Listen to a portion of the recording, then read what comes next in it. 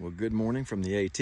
We're back here at the Visitor Center at Mount Rogers National Recreation Area. We got picked up here yesterday by a shuttle and just got dropped back off after a one-night stay in Marion, M-A-R-I-O-N, Virginia, for a resupply. And we're back on the trail. While we were in Marion, I finished reading a book I've been reading called Hind's Feet on High Places by Hannah Hurnard. Written many years ago. It's an allegory. It's considered a Christian book about the Christian faith, but let me just say, whether you are a born-again believer in Jesus Christ or you're an atheist who just doesn't believe there's a God or just not certain or another faith, I'd just like to say that just my opinion would be that this book is just a good book for the human race. You know, it's about being a better version of yourself. And isn't that what all of us humans want to be? Just to give back to society, to be as successful as possible in this life, regardless of the number of days we've been given.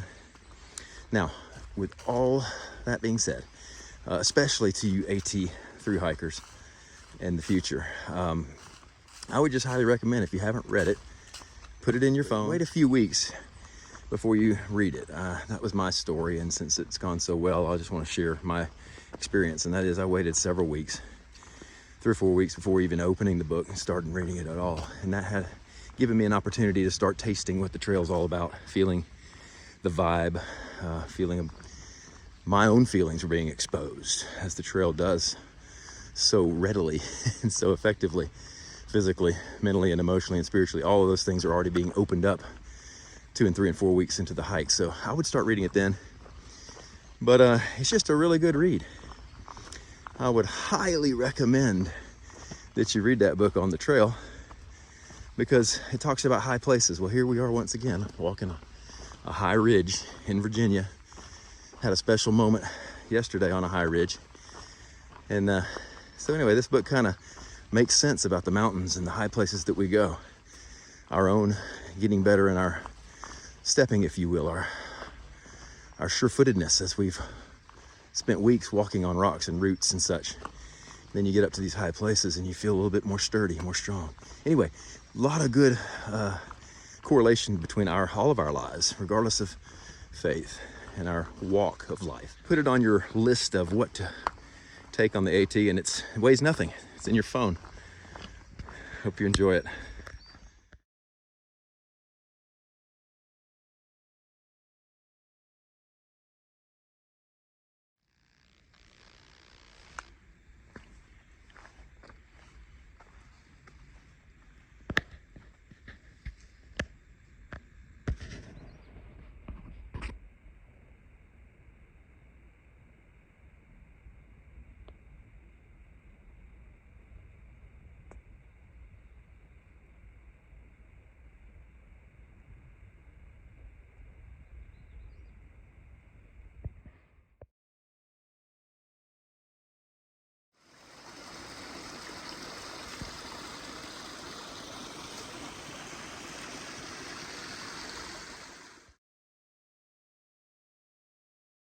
So, this museum and these grounds have been here a long time. This museum is actually an old schoolhouse.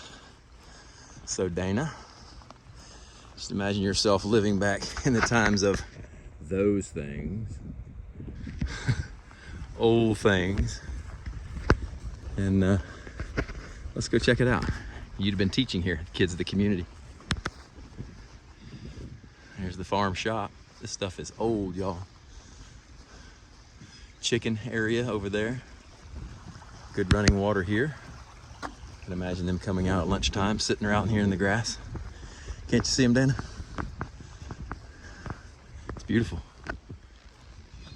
Here's the root cellar, built into the earth.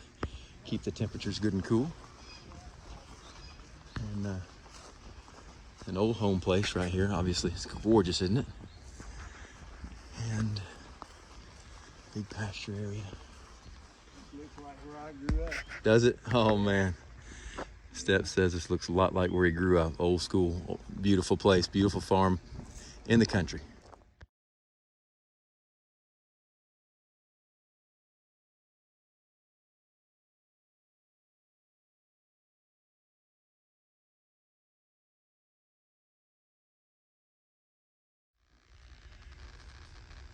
Okay, update, a little false alarm on the schoolhouse. That's fixing to be shown, Dana. So, but this is just an old home place, a farm place.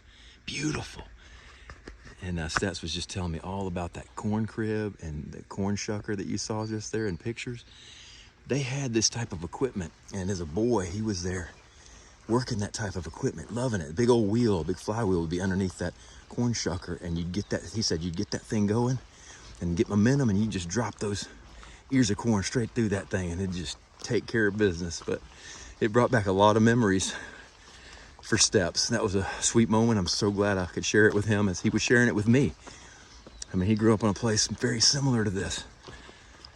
So Steps, man, that was really special. Thanks for telling me about that stuff. Okay, no more false alarm. Dana, this is the actual schoolhouse.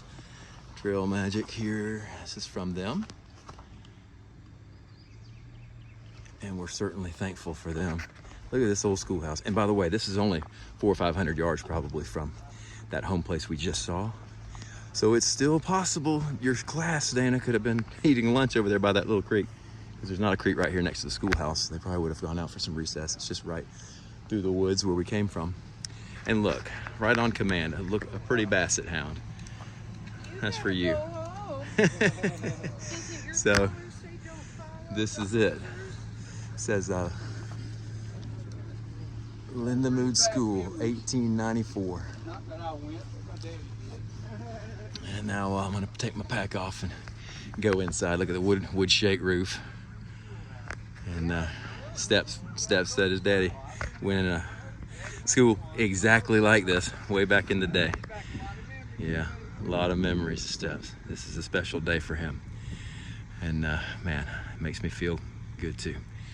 Thank you, Lord.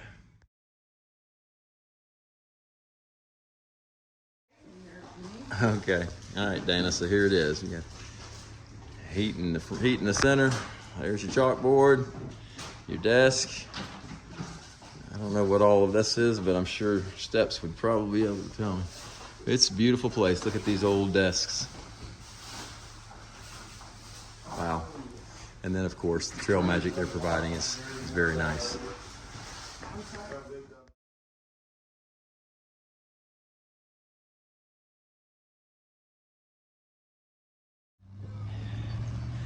So we leave the Basset Hound, Dana, and the schoolhouse, and your old life back in the 1800s.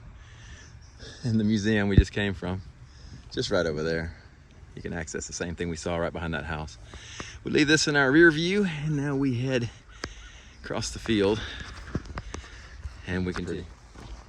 Look at this. They just keep popping up. Hike on.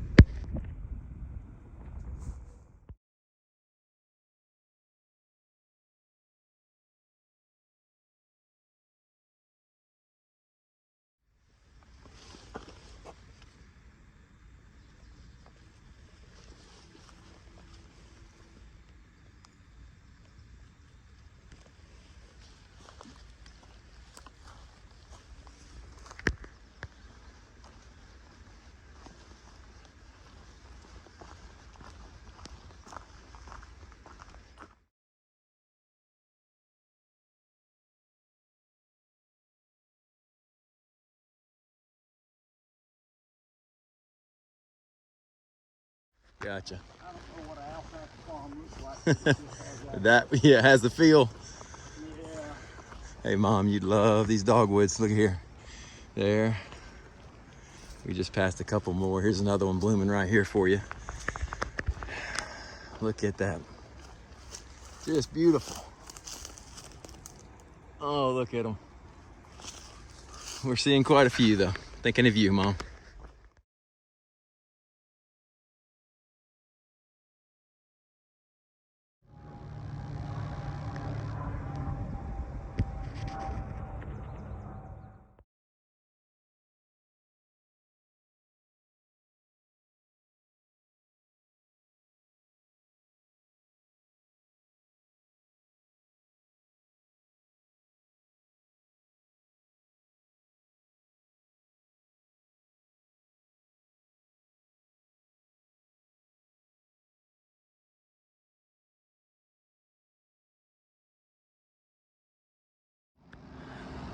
Well, we just ate lunch, a great barbecue lunch at the place I just showed you. Here is Interstate 81, and I just want to say another word to you, Dana, and to Mom and Dad. Remember when we took our trip to Chattanooga, Lookout Mountain, and then we headed up to Front Royal and hopped on the Skyline Drive and then did that 100 miles and then stayed on the Blue Ridge Parkway and did that 460 whatever miles. This interstate here, 81, is what carried us north, right up the gut, right up the middle of Virginia. So I'm having another one of those moments where I can remember when on that interstate where we traveled and had such a wonderful time. These memories, honestly, it may sound strange, but are helping fuel this journey.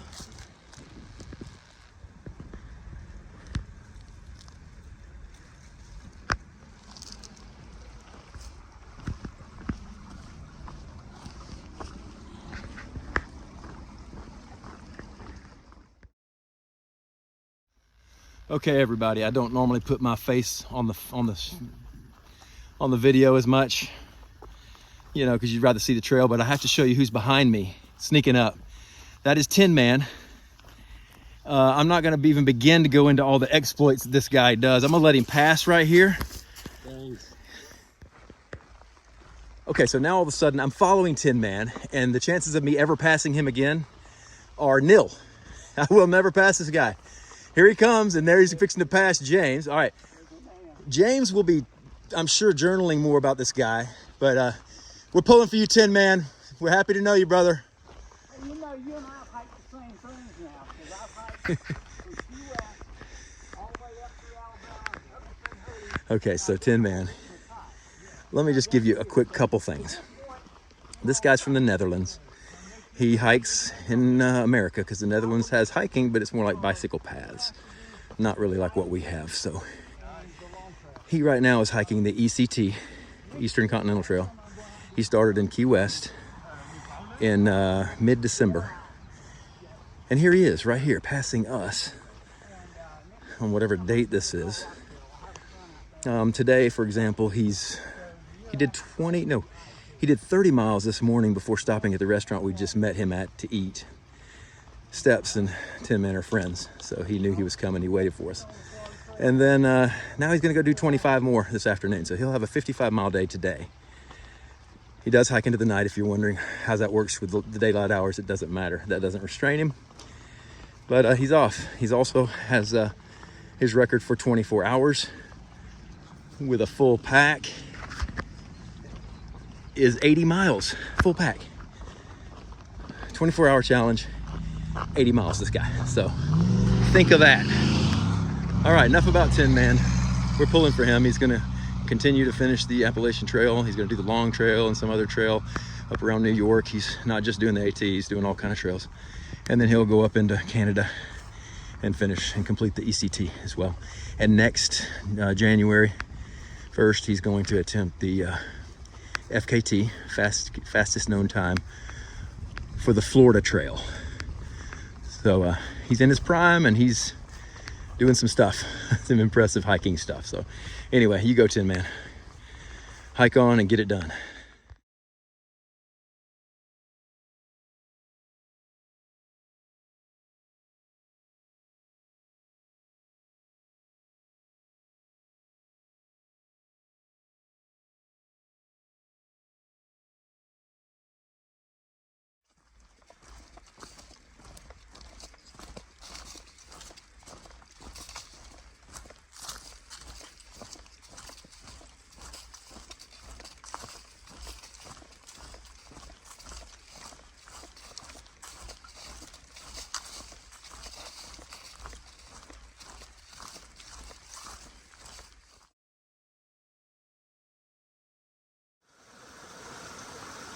Here is our water source by our campground for the evening.